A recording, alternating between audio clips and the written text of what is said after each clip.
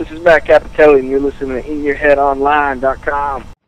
All right, and we're back. And we are joined by Eric Langley, trainer in Ohio Valley Wrestling. Welcome to the show. Hey, what's up? Welcome to the show, man. How you doing? It's going well. I'm just driving home, so I apologize if I'm a little staticky, but I'll do the best I can do. Cool, no problem. First of all, everybody visit OVWWrestling.com. It's OV Wrestling. It's OV Wrestling, right. Because if you see what OVW Wrestling, there'd be two W's in there. That's right. There's just one W, except for the www dot. Now I just confuse people even worse. So what role do you have in OVW? Well, I actually have separated myself from OVW just in the past couple of weeks, but I was the assistant athletic trainer at OVW. Still have lots of friends there, and I still have some ties there. I was the assistant athletic trainer for about a little over 3 years. So I've been down the road a few times and seen a few things. What made you leave OVW? Actually, my father and myself opened a business, and I just basically kind of took some time off just to get that going, and because OVW was kind of a big, responsibility. So 3 or 4 days a week I had to be there. I had to kind of step back from that to open up the business that we opened up to get that going. So you still might go back to wrestling eventually? Absolutely. And like I said, I still have lots of friends and I still visit often. So. How did you get involved in OVW? Well, it was kind of I kind of knew. I've been friends with Rob Conway's brother for years, and I kind of had some friends in the business, and as an athletic trainer for the University of Louisville, I got my foot in the door the first time. SmackDown held a show at Freedom Hall, and I was a trainer for the University of Louisville at the time, and I talked to their trainer about working their event. I worked their event, and at the event, Rob Conway worked a dark match. This was when he was still at OVW, and I was just kind of talking to him about some things and discussed, their situation with their athletic trainer, and the head trainer there couldn't be there really for television. He was just kind of there for like practices and things, and so I kind of volunteered my services and started helping out with television and just kind of went from there. Someone here in our chat room, Ryron, he wants to know, is there any way for people outside of their affiliate stations to see OVW now that WWE owns their library? I'm not real sure how that's going to work. I'm sure they're going to probably make it available on WWE 24/7. I haven't heard, so really I don't have an answer to that. Now, there occasionally is some clips put up on YouTube that you can download, but as for, anything else, I'm not sure at this point. What about YouTube? Is there anybody like in wrestling that's like mad about that, like WWE doesn't like their footage up there? You ever hear anything? Well, I can't speak for, WWE. They seem to be mad about just about everything, so yes, they probably are. As far as Danny Davis is concerned, he probably was upset before, but now that the library's not his anymore, he probably really don't care. Right. Now, I know there was some big issues with some kayfabe things that went down on YouTube with footage of some wrestlers at a hotel lobby and things like that. That upsets people a little more than just having, the TV footage up there. Right. The one where I think it was like Cena and Umaga.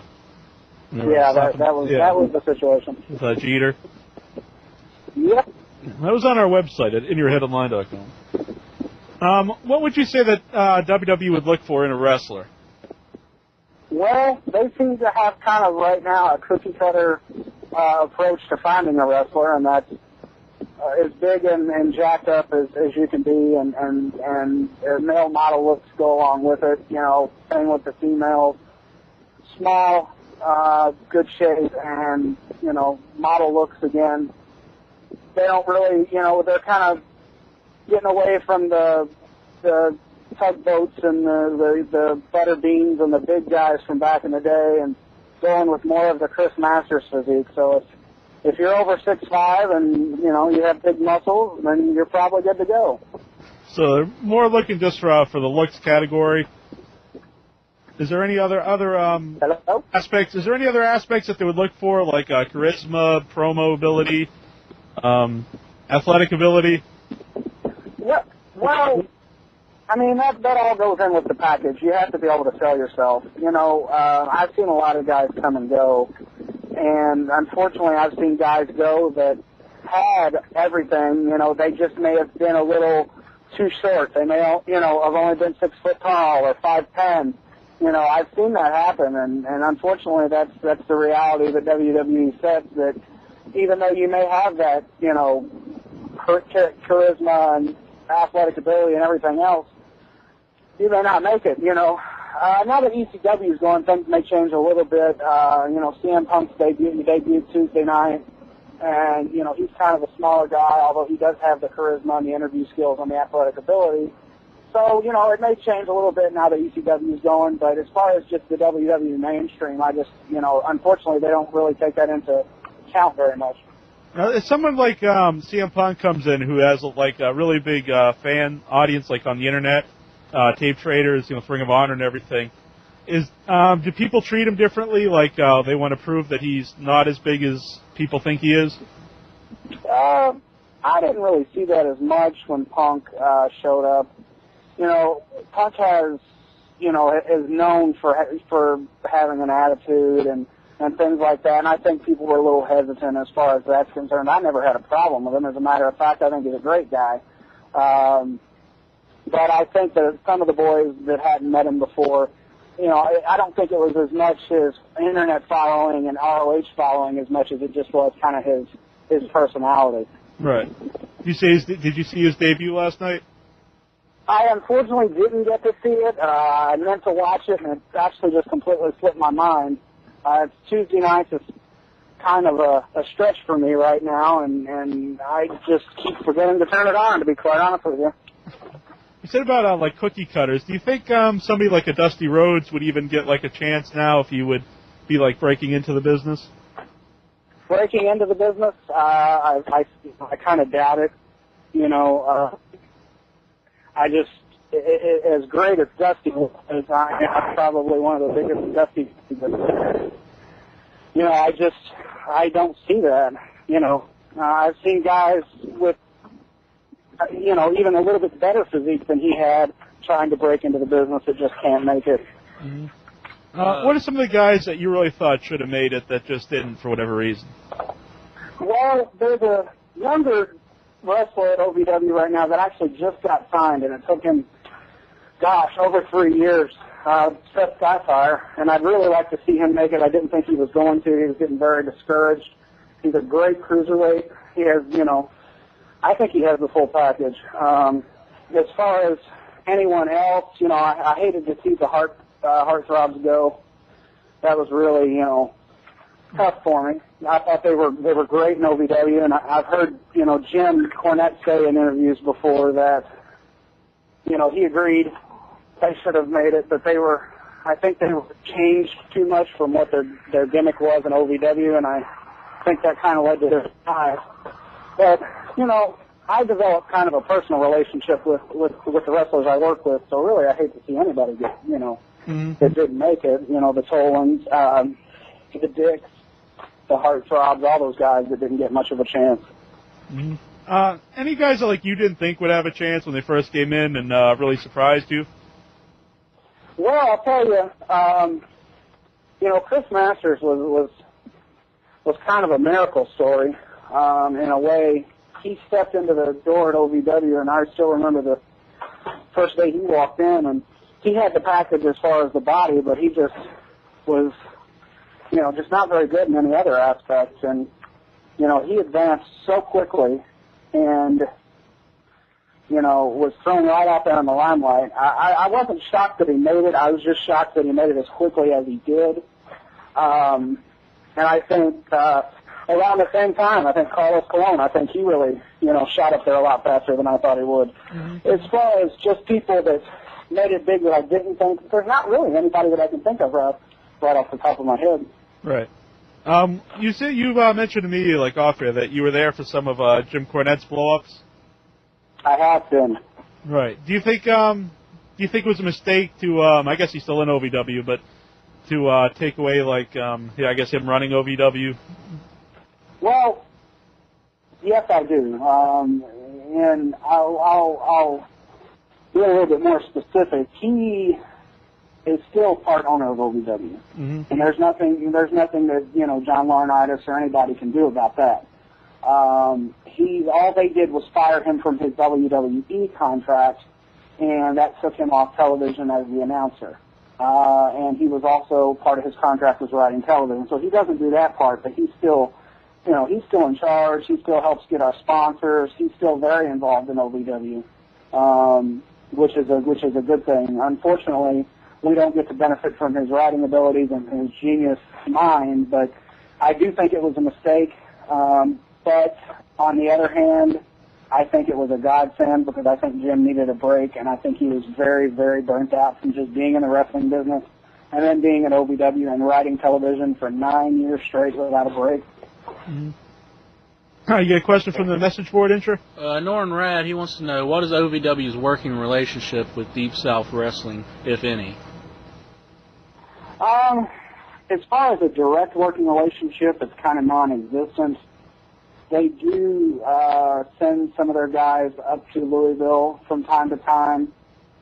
We have kind of a bigger television fan base, so if the talent team wants to see certain wrestlers try out in front of a bigger crowd, they may send them up to Louisville and tape the match. Or if the talent scouts are at OVW, then they can see them live.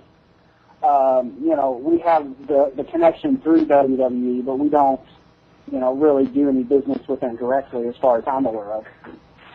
How many developmental territories do you think would be ideal for WWE? I was around.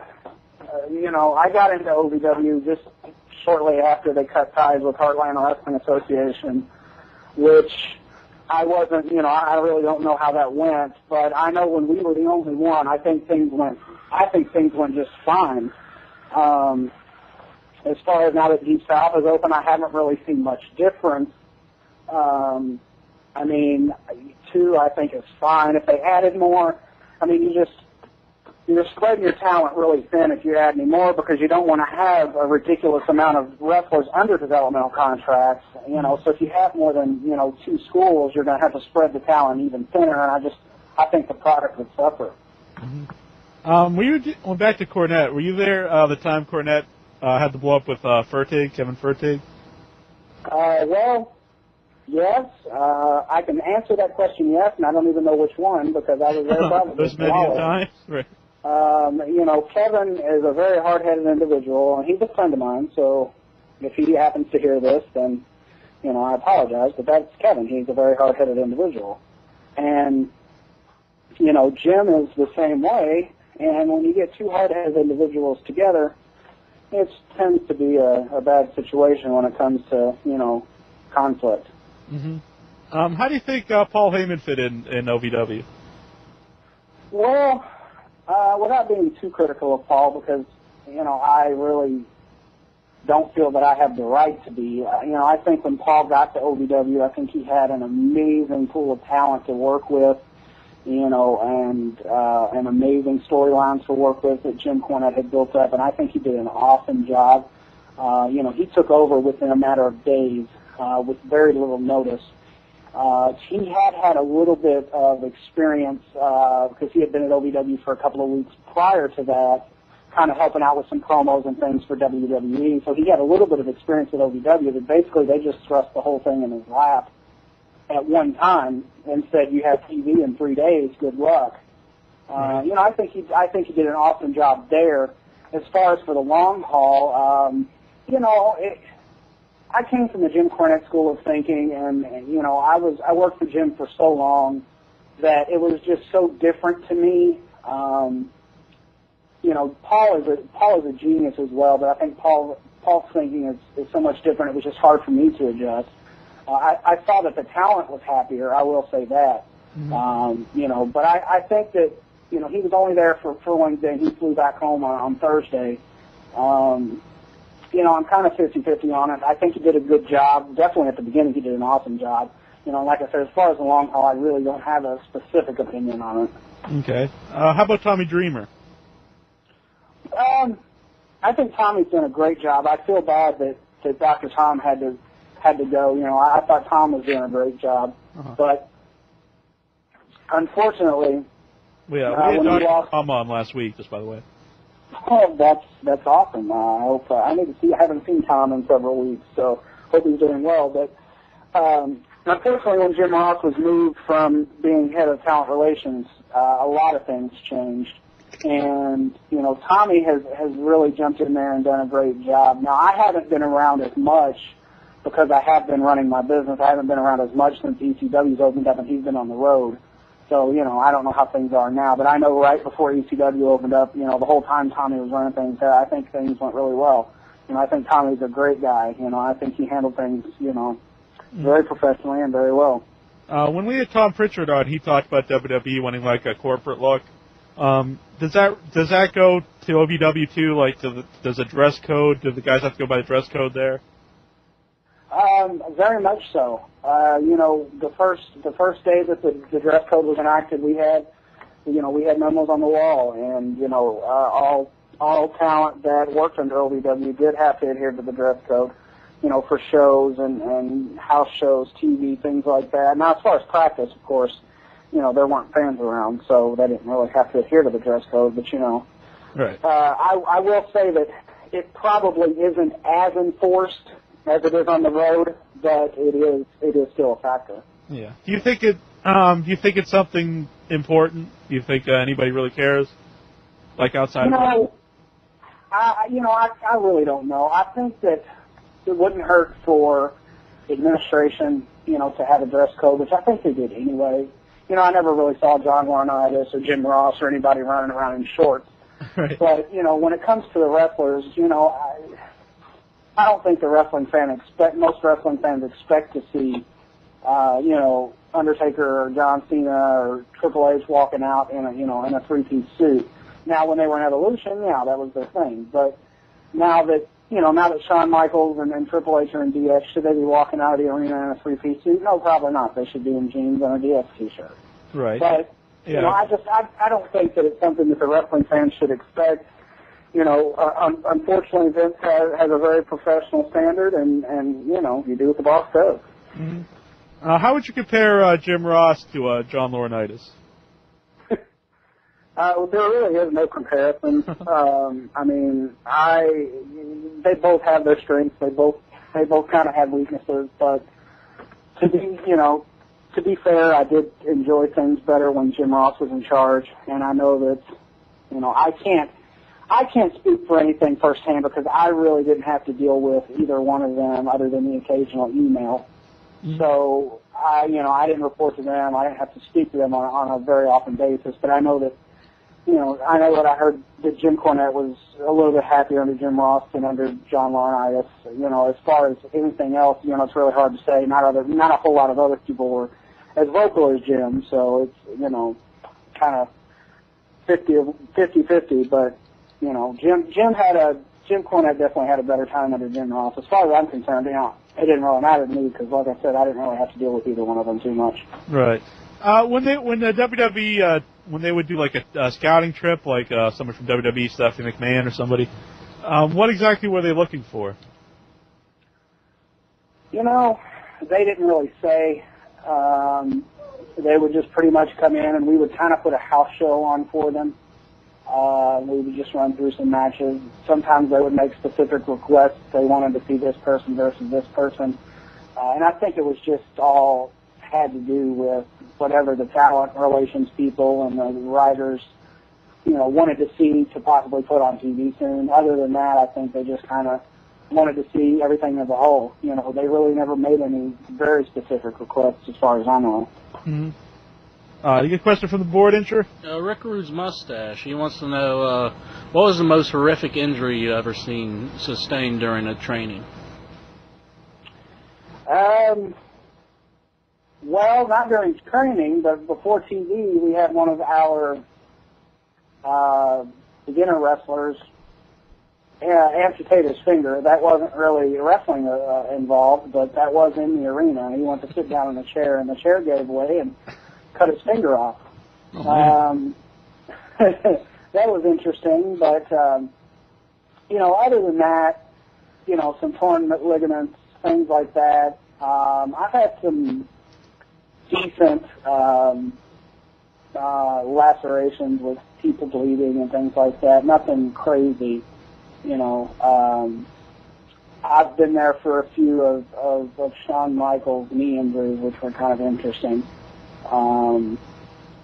But other than that, I haven't, fortunately, knock on wood, I haven't had to really deal with anything too serious as far as actual wrestling injuries. Of course, there always is the Matt Capitelli situation, and I did have to be involved in that. Of course, wrestling wasn't actually what caused his initial, or that's what caused his initial injury, but that's not what caused his unfortunate diagnosis. But I did unfortunately have to deal with the beginning of that situation. So I kind of count that, and I kind of don't. Mm-hmm. How is he doing? Do you know, Matt Capitelli? Matt is an amazing individual. He is handling his situation better than anyone could ever expect him to. He, stays in the best of spirits. I haven't talked to, last time I talked to him was about 2 weeks ago. He seems to be doing really well. He still hasn't really progressed too far into any kind of treatment or anything. He's kind of still weighing his options and really, making sure he gets all of his ducks in a row. But, as far as his spirits, they're awesome. I mean, he really tries to spread the word, and he tries to help people through his own unfortunate situation. So, Matt's doing really good. Mm-hmm. That's good. Another question from the board, Incher? Hambone, he wants to know, did the OVW lose a lot of money when WWE stopped him from selling tapes? Yes and no. I mean, they sold some tapes at house shows and had some subscriptions, but, they didn't just sign a piece of paper and give the WWE their tape library for free. Right. Danny got a pretty good-sized check. I've heard rumors from people as to what that was, which I won't say, but it was, it was a pretty good chunk of change. So they're kind of losing money, but they're not because, in the long run, yeah, it'll probably end up over the years that Danny could have made more money, but, in the short term, he definitely is doing better now. What guys do you think were the best trainers, like for actual in-ring work? Lance Storm and Al Snow are both amazing. Before that, Rip Rogers was kind of in charge, and Rip is great when it comes to psychology, and he's a really good trainer for in-ring wrestling. Unfortunately, he doesn't have the I don't know how to put it. He doesn't want really to teach wrestling as it is now, as WWE wants it. He wants to teach wrestling how he wants it, and unfortunately, that was kind of what brought him down. But Lance and Al, Lance more than Al. Lance would really teach the guys how to do it, how WWE wants it, and Al will too to an extent. But there are still some things that Al teaches, Al's way instead of WWE's way. But for the most, I think everybody that's been associated with OVW has been really good. I mean, they wouldn't trust someone to teach their developmental guys if it wasn't the best of the best. Mm-hmm. What do you think about sometimes when a guy goes up, like Nick Dinsmore, who goes up and gets like the Eugene gimmick? I think it was a great idea. Nick kind of had a hand in coming up with that. Uh-huh. And prior to that, he had been kind of sitting in stalemate for like 6 years. Nick had trained at OVW for like 9 years and had been signed under a developmental contract since pretty much the developmental system was created. And he was just training the new guys at OVW and was just kind of sitting around. They would come up with something for him and then they would get rid of it. And really, Nick's been on the road. He's had some tenure. If it wasn't for his unfortunate situation with having to go through rehab, I think he would be doing even better. But I think he's kind of on the upswing, I hope. other than that, he may have ended up getting released if it wasn't for the Eugene gimmick. So as much as people can say that it's not good, at the same time, it's getting him paid and it's getting him on TV. Nick is one of the best wrestlers in the locker room that there is out there right now. I mean, Nick, technical wrestling wise, Nick is awesome. But unfortunately, he doesn't get to show that as much, Right. So maybe there's a future for that. We'll see. But as far as coming up with the Eugene gimmick, I think it was a great idea. I mean, they put him on television. He's making money. All right. Well, how about Matt Morgan, who was a guy that Jim Cornette really thought would become like a main eventer someday, which he said the same thing about Batista. And, they came up with, kind of took away one of his strengths, I think, which was promos. I don't know what the story is with Matt. He was given an unfortunate gimmick, and, why you would make a 7-foot-tall, 300-pound blueprint like him stutter, I have no idea. I'm sure they had a direction for it, but I think, unfortunately, that was kind of the reason that they got rid of him, because, what do you do after that? He's stuttering. How do you go from there? I don't think they thought it out that far. And, I haven't talked to Matt recently. I talked to him, about a month and a half ago, maybe 2 months ago or longer. He was in town. He was in Louisville for a long time, but he finally moved to Florida, so I haven't seen him as much. But as far as I know, he's still working Japan dates and some indie dates. And, as far as what he's going to do, I'm sure, there's no way that he won't be back in WWE. I mean, he's a great talent and he's huge. I mean, they'll get him back. It's just a matter of time. Are you surprised that TNA hasn't signed him? Yes and no. Now that Jim Cornette's more involved in TNA, I think that'll change. But, I can't speak 100% because I wasn't and still don't really watch TNA to a great, to a great deal. But from what I saw of TNA, there's not a lot of just big guys in TNA. A lot of TNA that I saw was kind of cruiserweights and middleweights. Mm-hmm. And I think that if they brought him in, I don't know that they really knew what to do with him at the time. Yeah. In a way, I kind of think that would be better for him because he would even be, he'd look even bigger there because he wouldn't be. Well, yeah, I agree. I agree, but you can only see him destroy a little guy so many times, and you can only see him go against Monty Brown so many times, and then you run out of things to do with him. Yeah, well, I guess so. But I think it'd be better fighting the smaller guys, like an AJ Styles or something, because it would make him look like the monster. Well, maybe hopefully we'll all get to see here shortly. All right. You got a question from the board, Incher? Norrin Rad, he wants to know what level of involvement does WWE have in the wrestling style and psychology that OVW teaches to their trainees? Well, like I said before, they of course hire and oversee the person that does the training, and that right now is Al Snow, who actually moved to Louisville so he could stay here full time. They kind of tell him what to teach and how, especially if they want a particular person for a particular thing, they'll tell him that they need to work on this or work on that. But, other than that, Al's been on the road with WWE for years and knows how things work up there. So, they have a lot of influence, as far as the training. Now, when it comes down to, like, the beginner class and the amateur classes at OVW, not as much. None of those guys are under WWE contracts. And they're taught by different people. Just recently, before the Spirit Squad got big, Mikey was teaching the amateur class and was doing a fantastic job, even though he was under WWE contract. Right now, I'm not real sure who is heading up the amateur class, but they definitely have a lot of influence in the TV advanced contract class. Dr. Tom really put over Mikey as a guy that he always wanted to do well, but was always told that he was too small. I definitely agree with that. I'll tell anybody that will listen that Mike is probably one of the best that I've seen recently, and I am ecstatic that they found something for him to do and that they are using him.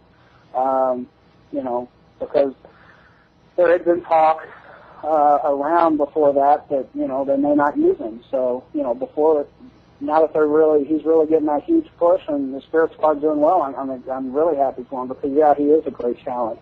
Mm-hmm. You always read in, like, I don't know if you read, like, Dave Meltzer's Wrestling Observer or anything, but, you know, like, guys are moved up too quickly. Do you agree with that, or do you see some guys that are moved up and that's really where they learn WWE style even more once they're moved up to WWE? You know, there's always going to be people that say that, you know, they're too green, they were brought up too quickly, this, that, and the other.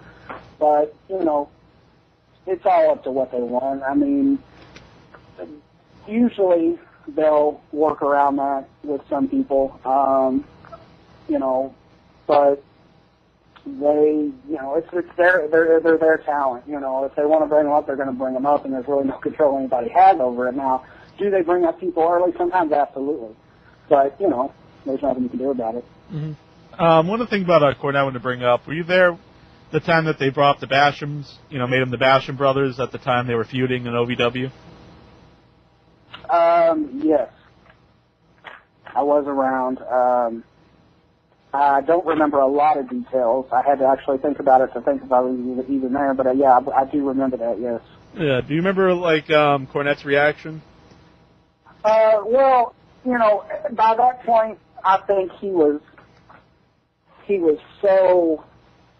had such a hard, rough exterior skin from being burnt so many times on storylines. You know, of course he was upset, but, you know, he'd had that same exact problem a lot before that, so I'm sure he blew up, but, you know, it was something that he changed around and got over rather quickly because, you know, that's kind of what led to him, you know, being burnt out so quickly was, you know, the fact that, you know, he would work up to a storyline for 6, 8, 10, 12 weeks, and then next thing you know, they were calling somebody up and changing it all around. So, you know, it was a tough situation for him. Mm-hmm. The guys that won, like, Tough Enough, did any of them have, like, a different attitude, or were they treated differently by anybody, like the other students in OVW? I didn't see much of that. And, you know, in the beginning, when I first started at OVW, Matt Capitelli and John Hennigan were fresh out of Tough Enough. They had just been sent to Louisville, you know, but I wasn't as involved in OVW then. I didn't go to training classes and stuff. I pretty much just worked TV. So I didn't see as much of that. Now when, you know, Daniel Peter was sent to OVW, yeah, there were some people that were upset about that. But unfortunately, you know, I like Dan, but Dan had a bad situation because not only was he a Tough Enough contestant, but he was getting paid 4 or 5 times more than everybody else in the locker room. So, I mean, you know, even if he wasn't a Tough Enough contestant, being as young as he was and getting paid 4 or 5 times more than everybody else, there's going to be some animosity there anyway. Mm-hmm. Do you think that's kind of a problem with Tough Enough? Was like he won that and he got the big contract, but yet he wasn't quite ready to be on TV yet, so you had to send him to OVW to train. Yeah, you know, his uprise was what caused his downfall. He had a great run through Tough Enough. He did awesome there, you know. But the problem was they signed him to $1 million contract, and from everything I saw, you know, he was good, but he wasn't $1 million worth. Mm-hmm. That's you know, that's not saying anything bad about him. It's not his fault. He was just, you know, he was new to it. Right. You know, to pay somebody who's been in the business for a while, you know, to even pay somebody like, you know, Rob Conway or Nick Dinsmore, who have been in the business for, you know, 10, 12 years, to pay them $1 million and to expect $1 million worth of work out of them may be a little presumptuous. I mean, it's just, you know, it's just a bad situation all around. Mm-hmm. Do you know if Linda Miles is still under contract? She's not, as far as I know, unless she's been rehired recently. Uh-huh. You know, Linda was, I never really did hear the official story. Linda was either released or quit, probably 2 years ago. I was there for her last match. She pretty much turned left out of the gorilla position, and we never saw her again. So, as far as, like I said, as far as what officially happened, I don't know. Now, I did see Linda. She stopped by OVW a few months ago, and I did see her, and she was kind of visiting with some people, and, you know, she seemed to be in good spirits. But as far as her under contract, not, you know, I'm going to say no, but, you know, you never know in this business. She could have been re-signed. I don't know. Right, right. Do you have anything you want to tell everybody out there about OVW before I let you go? Well, just, you know, check out OVW's website, and by any means, if you live in the Kentucky or Indiana area, definitely try to check out an OVW show if you haven't done that, because it's very, very entertaining for someone that's into wrestling. I mean, it's something different that's not out there right now. It's a little bit different style, and you get to see some WWE wrestlers for a cheap price, and you also get to see what's up and coming. You know, there's always WWE wrestlers stopping in. Whether that be Victoria or Eugene or Rob Conway or, you know, sometimes even some of the bigger guys, Chris Benoit, you know, some of them just stop by. You know, you get to see the up-and-coming guys. You get to see a lot of things. It's a different Southern-style wrestling than what's on TV. You know, just check it out. Keep updated on the website. Look for us on YouTube, and look for the new guys coming up on television. Cool. We really appreciate you coming on this week. Thanks for having me. I appreciate it. We'll have you back sometime, maybe. If you want. Absolutely. Cool. Thanks for coming on. This is the Iron Man, Rob Conway, and you're listening to InYourHeadOnline.com.